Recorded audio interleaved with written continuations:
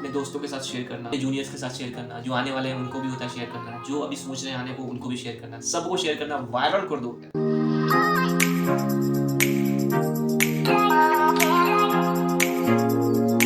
Hey guys, first of all, many congratulations who got selected in the Best University for the MCA course.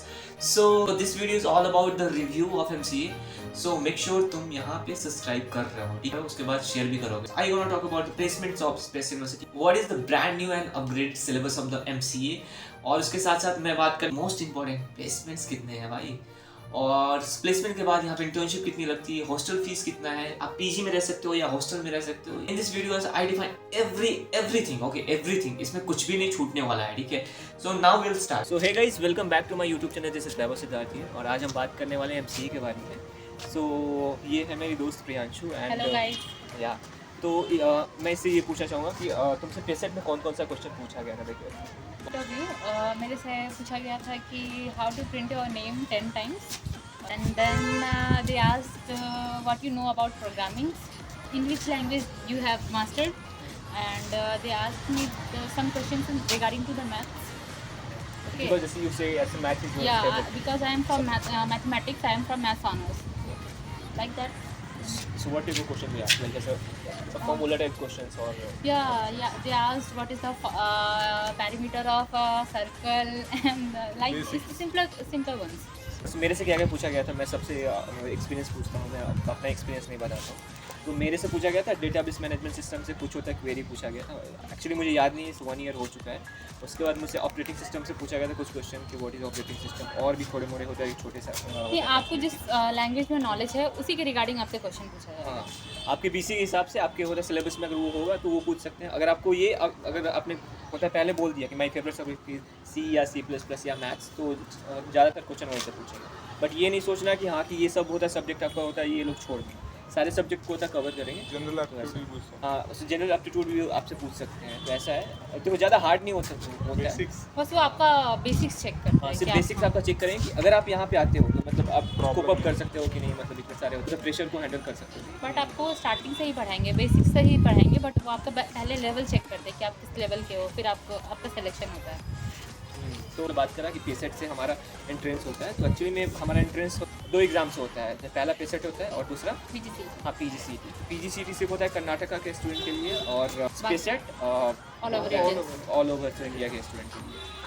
Teachers ठीक है, cooperative है, मतलब कि कभी भी आप इशू लेके जाओ उनके पास तो आपको प्रॉब्लम नहीं होगी, टीचर्स वो हेल्प करेंगे, वो हेल्प जहाँ तक उनसे हो वो हेल्प करेंगे। अच्छा, मैं अगर होता सिलेबस की बात करूँ तो फर्स्ट सेमेस्टर में अपना डेटा स्ट्रक्चर था, फिर मैथमेटिक्स था, फिर थोड़ा वेब डेवलपमेंट था, HTML CSS, फ्रंट एंड था, और बैक एंड में था PHP थोड़ा बहुत था।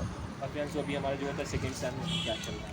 हमारा मशीन लर्निंग है, और फिर सॉफ्टवेयर इंजीनियरिंग है, एल्गोरिदम्स है, और क्या है, क्रिप्टोग्राफी है, मतलब सेकंड और सेमेस्टर में हमें इलेक्टिव है। हाँ, इलेक्टिव में 3 ऑप्शन दिया जाएगा आपको, web frameworks and CNS, cryptography, and third one is cyber security. तो आप जो पसंद करें वो आप चूज़ कर सकते हैं।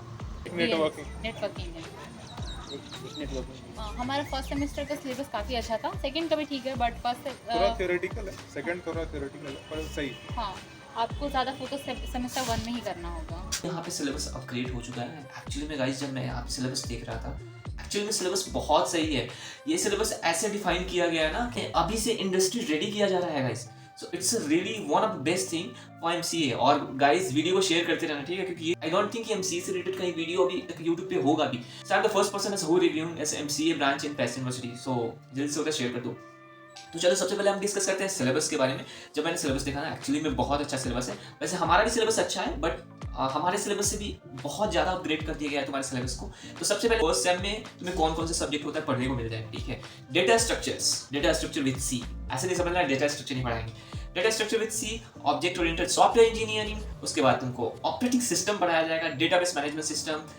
उसके बाद तुम्हें पढ़ाया जाएगा प्रोग्रामिंग विद पाइथन। उसके बाद आएगा पर्सनालिटी डेवलपमेंट। तो तुम लोग बहुत लकी हो गाइस कि तुम्हें मिल रहा है पर्सनालिटी डेवलपमेंट। एक सब्जेक्ट रहेगा जो होता है 1 क्रेडिट का है भाई। This is extra subject. और क्योंकि हमारे समय में पर्सनालिटी डेवलपमेंट नहीं था, हमारे समय में एनिमेशन था। तो एनिमेशन का हमें 2 क्रेडिट मिले, बट तुम्हें होता है 1 क्रेडिट मिलने वाला है। और अगर मैं बात करूँ टोटल क्रेडिट्स की बात करूँ तो यहाँ पे 23 क्रेडिट्स हैं, तुम्हें फर्स्ट सेम में 23 क्रेडिट्स मिलेंगे। Now will move to second sem syllabus. तो सेकंड सेमेस्टर में क्या क्या मिलने वाला है, तुम्हें मिलेगा कंप्यूटर नेटवर्क्स एंड कम्युनिकेशंस, बहुत अच्छा सब्जेक्ट है, मजा आएगा भाई। सेकंड सेम में तुम्हें होता है कि जावा भी मिलेगा, जावा एज अ प्रोग्रामिंग लैंग्वेज रहेगा। उसके बाद मशीन लर्निंग रहेगा, वेब एप्लीकेशन फ्रेमवर्क्स। इसमें फ्रेमवर्क्स में क्या होगा, एंगुलर हो सकता है, रिएक्ट हो सकता है, कुछ भी हो सकता है। फ्रेमवर्क्स में इन्होंने अभी डिफाइन नहीं करा है क्या होगा। उसके बाद एक जो फर्स्ट इलेक्टिव तुम्हारे सेकेंड सेमेस्टर से ही स्टार्ट हो जाएगा, जैसे हमारा भी इलेक्टिव है, हमारे इलेक्टिव में अभी होता है वेब है, क्रिप्टोग्राफी है, नेटवर्किंग है, ये सब है हमारे समय में, बट तुम्हारा बहुत ज़्यादा अपग्रेडेड है। तो इतना तो समझ में आया कि तुम्हें मजा आने वाला है भाई। अगर एक्चुअल में तुम इन सारे को अच्छे से पढ़ते हो ना गाइस, तो प्लेसमेंट्स में तो कोई दिक्कत नहीं होने वाली, और प्लेसमेंट्स बहुत अच्छी लगेगी। उसके बाद तो तुम्हें जॉब रेडी बनाया जाए, अभी से जॉब रेडी बनाया जाता है। IITs NITs में भी आउटडेटेड सिलेबस रहते हैं, बट यहाँ पे एक्चुअल में बहुत ज़्यादा अपग्रेडेड होते सिलेबस को बनाया गया है, तुम्हें अभी से ही जॉब रेडी बनाया जा रहा है। और इस बार तो तुम्हें मिलने वाला है 0 क्रेडिट का एक one of the best thing जो हमें नहीं मिला, और वो मिलेगा तुम्हें सेकेंड सेम से भी एप्टीट्यूड और रीजनिंग स्किल्स को बनाने के लिए एक क्लासेस रहेगी, जो हमारे समय में नहीं है। मुझे तुम्हें ये मिलने वाला है एक्चुअल में, क्योंकि सेकेंड सेम से कंपनीज आना स्टार्ट हो जाएगी, सेकेंड सेम के स्टार्टिंग में ही कंपनी आना स्टार्ट हो जाएगी, इसीलिए तुम्हें एप्टीट्यूड और रीजनिंग भी पढ़ाया जाएगा, क्योंकि it is a very important thing. अगर तुम्हें प्लेसमेंट के लिए बैठना है तो फर्स्ट जो होता है कि फर्स्ट राउंड होता है यही एप्टीट्यूड राउंड का, और अगर एप्टीट्यूड में अगर तुम अच्छे हो तो कहीं ना कहीं तुम्हारा फर्स्ट राउंड हो जाएगा, सेकंड राउंड भी हो जाएगा। अगर कोडिंग अच्छा है सेकंड राउंड हो जाएगा। अगर उसके अलावा अगर तुम्हें होता है थर्ड और फोर्थ राउंड में सिर्फ इंटरव्यू राउंड होता है, तो वो उसमें होता है बेसिक्स ही पूछेंगे तुमसे, राइट। सेकंड सेमेस्टर में तुम्हारे प्रोजेक्ट का फेज 1 स्टार्ट हो जाएगा। तो प्रोजेक्ट के फेज 1 में तुम्हें होता है अपना SRS डायग्राम बनाना पड़ेगा, उसके बाद तुम्हें एक अच्छा खासा प्रोजेक्ट का होता है डिजाइन बनाना पड़ेगा, उसके बाद तुम्हें SRS के साथ तुम्हें होता है सारा डिटेल्स वगैरह पहले से ही तुम्हें होता है मैच्योर होकर आना पड़ेगा, क्योंकि थर्ड सेम में होगा algorithm design, web application framework, cloud services, और तुम्हारा इलेक्टिव 2 और 3 होगा, जो इलेक्टिव तुम्हें होता है दिया जाएगा। तो अभी मैं नीचे अभी तुमको बताऊंगा इलेक्टिव कितने होंगे यहाँ पे वैसे, ठीक है। उसके बाद तुम्हारा जो प्रोजेक्ट का फेज 2 स्टार्ट हो जाएगा। फेज का मतलब क्या हो जाएगा, कोडिंग और जो टेस्टिंग फेज स्टार्ट हो जाएगा। तुम अपना कोडिंग करो, टेस्टिंग करो और उसको डिबग भी करो, और उसके बाद जितने भी डाउट्स आएंगे तुम जाकर पूछ भी सकते हो, ठीक है। टोटल 28 क्रेडिट्स के हैं, तो तुम्हें यहाँ 28 क्रेडिट्स मिल जाएंगे, ठीक है। नॉन स्ट्रीम सिलेक्टिव मिलने वाला है। इसका मतलब क्या हो सकता है, नॉन स्ट्रीम इलेक्टिव का मतलब ये होगा कि तुम जो भी तुम्हें अच्छा लगता है, अब मैं ऑप्शन दिखाऊंगा स्ट्रीम सिलेक्टिव में कौन कौन से ऑप्शन है, तो तुम्हें अपने हिसाब से जो भी इलेक्टिव लेना है वो ले सकते हो। और भाई इंटर्नशिप मैंडेटरी है, इस बार इंटर्नशिप करना पड़ेगा तुम्हें, ठीक है। तो प्रोजेक्ट का तुम्हारा जो फेज 3 आएगा इसमें होता है, तो फाइनली कंप्लीट करके जाके प्रेजेंटेशन देना है। यहाँ का प्रोजेक्ट फेज है ना, यहाँ पे प्लेसमेंट से भी हार्ड यहाँ का प्रोजेक्ट फेज होता है, क्योंकि ऐसा जो प्रोजेक्ट का इवैल्यूएशन होता है ना, जो तुम सोच भी नहीं सकते।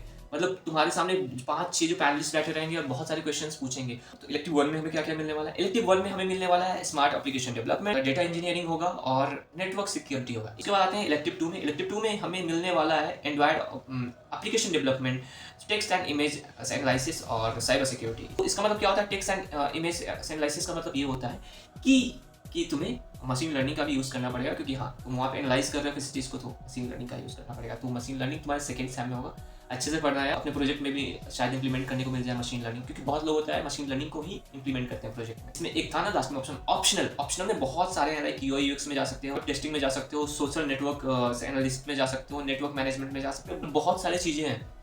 तो क्या बोलना चाहोगे, हॉस्टल PG या रूम कौन सा सही है? अगर आप सिंगल आ रहे हो तो आपको PG प्रेफर करना चाहिए फर्स्ट टाइम पे, क्योंकि आप सिंगल हो, आप यहाँ लोग को नहीं जानते हो कैसे हो क्या है, तो पहले तो आप PG प्रेफर करिए। अगर फिर आपका कुछ फ्रेंड्स बन जाते हैं आपके, तो फिर इंटरेक्शन होता है, तो फिर आप मिलकर फ्लैट्स वगैरह देख सकते हो। स्टार्टिंग में PG रहना चाहिए, 1 महीना रह के देख लीजिए कैसा है क्या है। हर बार में ऐसे कुछ गलत हो जाएगा, क्योंकि एग्रीमेंट रहता है, एक बार रूम ले लिया तो एग्रीमेंट 12 मंथ्स। हाँ, फूड वगैरह का भी थोड़ा बहुत प्रॉब्लम होता है नॉर्थ इंडियंस को, तो वो आप देख के मैनेज कर सकते हैं। आज फूड का प्रॉब्लम 100% होगा आपको, तो उस हिसाब से आप पूरा फ्लैट भी ले सकते हो। एक्चुअली में पता है, अच्छा पार्टनर मिल जाए तो फ्लैट की ही तरफ जाना, ठीक है, PG की तरफ नहीं जाना। और अगर नहीं है तो पहले होता PG में लेना, उसके बाद अपने फिर आपको मिल जाएंगे कॉलेज में कोई ना कोई रूम अच्छा फ्रेंड मिल गया तो उसके साथ आप अपना होता है PG ले सकते हो। गाइस अब हम बात करने वाले प्लेसमेंट की। यहाँ की MCA की प्लेसमेंट कैसे है?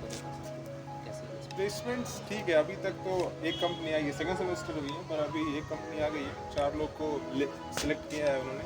साइमंस, हाँ साइमंस ने है, only Tier let 2 the company girls. है। हाँ, पर they came for girls only. Accenture आई है अभी, पर अभी उसका प्रोसेस आगे नहीं हुआ, प्रोसीजर अभी चल रहा है उसका। तो अब हम बात करने वाले हैं प्लेसमेंट्स कैसी है भैया, प्लेसमेंट कैसी है भैया। मुझे इतने ज़्यादा ये क्वेश्चन पूछे ना, मैं सोच रहा था कि इस टॉपिक को होता है पहले मैं डालूंगा सिलेबस से पहले, बट मुझे प्लेसमेंट से ज़्यादा यहाँ पे सिलेबस पसंद है भाई। तो अब हम आते हैं अपने दूसरे फेवरेट टॉपिक पे, प्लेसमेंट पे। तो प्लेसमेंट की अगर बात करें तो अगर मैं हाईएस्ट प्लेसमेंट की बात करूँ तो मुझे जहाँ तक पता है 16 के आसपास है, 16 लाख के आसपास है हाईएस्ट प्लेसमेंट, ठीक है। अगर मैं बात करूँ एवरेज प्लेसमेंट की, तो एवरेज प्लेसमेंट है,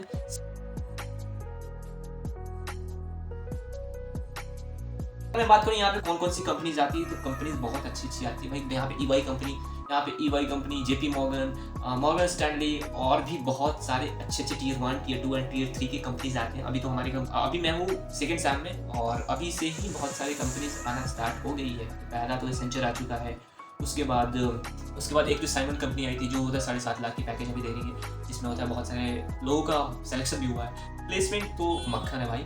और देखो प्लेसमेंट्स किस पे निर्भर करता है, अगर तुम अच्छे से पढ़ाई करते हो, अच्छे से प्रोजेक्ट्स बनाते हो और तुम अपने स्किल्स को ज़्यादा डेवलप करके आते हो, तब तुम्हें प्लेसमेंट लगेगा। अगर तुम ये सोच रहे हो कि भाई प्लेसमेंट तो लग जानी है, मैं तो टेस्ट यूनिवर्सिटी में जा रहा हूँ, प्लेसमेंट तो रखी हुई है 100%, तो भाई ऐसा नहीं होगा। तुम IITs और NITs में नहीं हो कि नहीं भी पढ़ोगे तो प्लेसमेंट लग जाएगी। तुम प्राइवेट कॉलेज में हो तो वो तुम्हें बहुत ज़्यादा मेहनत करनी पड़ेगी भाई।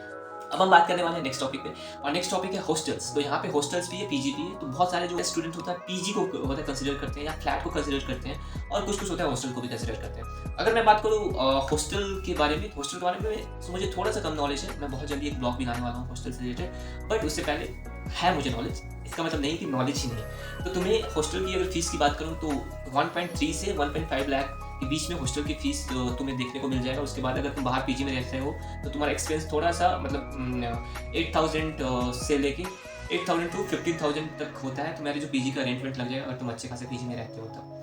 तो अगर तुम्हें प्लेसमेंट के बारे में बहुत अच्छे से जानना है तो मैंने एक आई बटन में एक होता है लिंक लगा दिया, वहाँ पे जाओ और वहाँ पे देख लो, क्योंकि मैंने उसमें बीटेक और MCA के प्लेसमेंट के बारे में मैंने बहुत अच्छे से एलोबरेट किया और उसमें एक एक कंपनी की नाम बताई है, वहाँ पे स्क्रीनशॉट भी डाला है। तो वहाँ पे जाकर तुम होता है MCA के प्लेसमेंट को देख सकते हो, अच्छी खासी प्लेसमेंट है। और अब हम आगे बढ़ते हैं। यहाँ के फैकल्टीज बहुत अच्छे हैं एक्चुअली में, नेचर वाइज बहुत अच्छे हैं। अगर तुम अगर उनके साथ अच्छा रहते हो तो वो बहुत अच्छा रहेंगे। वो लोग बहुत ज़्यादा फ्री माइंडेड हैं, टीचर्स बहुत फ्रेंडली हैं, ठीक है। और ये सोचते हो कि हाँ तुमने एक दो वीडियोस देखे होंगे जो प्लेस में बहुत स्ट्रिक्ट है टीचर्स, नहीं, कोई है स्ट्रिक्ट, कोई बट कोई टीचर्स है बहुत फ्रेंडली। अगर तुम उनके साथ अच्छे से रहते हो, अच्छे से कोडिंग करते हो, तो वो तुम्हारे साथ हमेशा हंस करके बात करेंगे। एक्चुअली एक क्राइटेरिया है कि आपको 60% होना चाहिए हर एग्जामिनेशन में, like 10th 12th and graduation में। तो सबसे बेसिकली आपको इसी पे वो मतलब सेलेक्ट करते हैं। अगर नहीं भी है तो ऐसा नहीं है, कुछ कंपनीज आती हैं, कुछ अपॉर्चुनिटी आपको मिलेगी। ऐसा डिमोटिवेट नहीं हो जाना कि मेरा नहीं है, मैंने एडमिशन ले लिया प्लेसमेंट नहीं। मेरा भी नहीं, मेरे एक कोई फ्रेंड है जिनका नहीं है, पर ऐसा कोई नहीं है। हमारे सीनियर्स का भी नहीं था, पर ऐसा नहीं है उन लोग का प्लेसमेंट हुआ है। तो अगर मैं कैंपस की बात करूँ तो कैंपस भी ठीक ठाक है, 25 एकर्स का कैंपस है। स्पोर्ट्स फैसिलिटीज़ भी बहुत जल्दी मैं उस पर वीडियोस बनाने वाला हूँ, अच्छी खासी स्पोर्ट्स फैसिलिटीज़ है। अगर तुम होता है कि क्लब्स में ज्वाइन करना चाहते हो, क्लब्स भी है, बहुत सारे क्लब है, बट MCA का भी एक क्लब है जो मैं अभी उस क्लब का मेंबर भी हूँ, इनिट क्लब। तो बहुत सारे क्लब्स हैं, बहुत सारी अपॉर्चुनिटीज़ हैं। यहाँ पे आओगे, बहुत सारे हैकाथॉन्स होते हैं, हमेशा हैकाथॉन होते रहेंगे। तो अगर तुम अच्छे हार्ड कोडर हो तो आ सकते हो, मतलब स्कोडिंग राउंड में बैठ सकते हो, हैकाथॉन में बहुत सारे पैसा जीत सकते हो। वहाँ पे हैकाथॉन में बहुत सारी कंपनी आती है, वहीं से तुम्हें रिक्रूट भी कर लेगी। अगर तुम नो मैटर तुम फर्स्ट ईयर में हो, फर्स्ट सेम में हो, या तुम्हारा पहला दिन क्यों नहीं हो, अगर तुम अच्छा वहाँ पे जाकर कोडिंग करते हो, बहुत सारी कंपनी स्पॉन्सर करती है, तो तुम्हें उसी दिन तुम्हें होता है रिक्रूटमेंट मिल जाएगा। तो बहुत सारे हैकाथॉन होंगे, बहुत सारी अपॉर्चुनिटीज़ यहाँ पे आती है गाइस। इस हम बात करने वाले कैंटीन के बारे में कि पेस का कैंटीन कैसा है, तो गाइस कैसा है? कैंटीन अच्छा है इसका, और शायद हमारा 2 कैंटीन है ना, एक गोल्डन जुबली में है और एक 13th फ्लोर पे।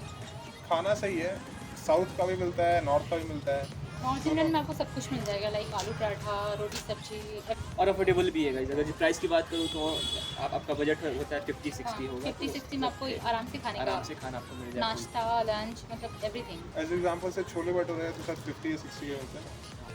तो चलो अब हम बात करते हैं लास्ट टॉपिक पे, यहाँ पे कौन कौन से एंट्रेंस होती है। तो यहाँ पे 2 एंट्रेंस होता है।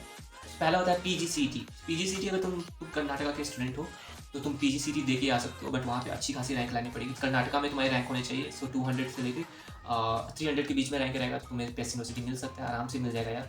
और दूसरा होता है पेसेट, जिससे मोस्टली लोग ज़्यादा होता है पेसेट से आते हैं। जैसे तुम होता है कर्नाटका से, नॉन कर्नाटका से हो, अगर तुम पेसेट से आने का मन है तो तुम होता है पेसेट से आ सकते हो। अगर मैं फीस की बात करूँ, अगर तुम होता है पेसेट के स्टूडेंट हो तो तुम्हें होता है 2.5 lakh, it means 2.5 lakh per year का फीस देना पड़ेगा। और अगर तो अगर तुम होता है PGCET दे के आते हो तो तुम्हें 1,40,000 के अप्रोक्स ऊपर नीचे भी थोड़ा हो सकता है। तो तुम्हें PGCET देने से पहले तुम होता है कर्नाटका के स्टूडेंट होने चाहिए, ठीक है। तुम सोच रहे हो कि मैं नॉर्थ से हूँ, PGCET में दे देता हूँ, तो नहीं, तुम नहीं एलिजिबल हो। बैठ तो जाओगे, एग्जाम भी दे दोगे, बट एलिजिबल नहीं हो पाओगे, ठीक है। कि अगर तुम होता है पेसेट से आओगे तो तुम्हें थोड़ा सा होता है ज़्यादा पैसा लगाना पड़ेगा, 2.5 लाख, तो ये ठीक है। तो ये है कुछ स्पेस MCA से related video. So I hope आज के वीडियो में तुम्हें बहुत मज़ा आया हो। आज का वीडियो बहुत हेल्पफुल हुआ। अगर हेल्पफुल हुआ तो प्लीज़ लाइक, सब्सक्राइब और शेयर कर देना। और ये वीडियो अपने दोस्तों के साथ शेयर करना, जो अपने जूनियर्स के साथ शेयर करना, जो आने वाले हैं उनको भी होता है शेयर करना, जो अभी सोच रहे हैं आने को उनको भी शेयर करना, सबको शेयर करना, वायरल कर दो। एक्चुअली में इतना वायरल कर दो कि नेक्स्ट ईयर टेस्ट का MCA top MCA in Bangalore हो जाए, ठीक है। So I hope you like this video. If you like this video, then please like, subscribe and share. So thank you so much for watching my video. Bye. सारी topic हो चुकी है ना, placement तो हो गई, सिलेबस तो हो गई, PG भी हो गई, हॉस्टल भी हो गया, पैसे भी पैसे हो जाए, गिर ही गए। अब क्या चाहिए? अब क्या चाहिए? तो अब चलते हैं यार।